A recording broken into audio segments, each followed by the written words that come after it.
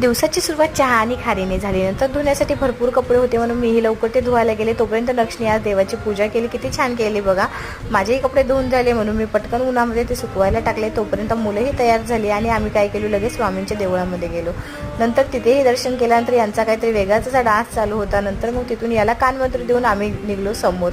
आणि नंतर स्वतःला अंबानी समजून अगस्त्याची या जिओ गॅलरीमध्येही खूप धिंगाणा चालू होता. नंतर फायनली मला सिम कार्ड भेटलं बघा.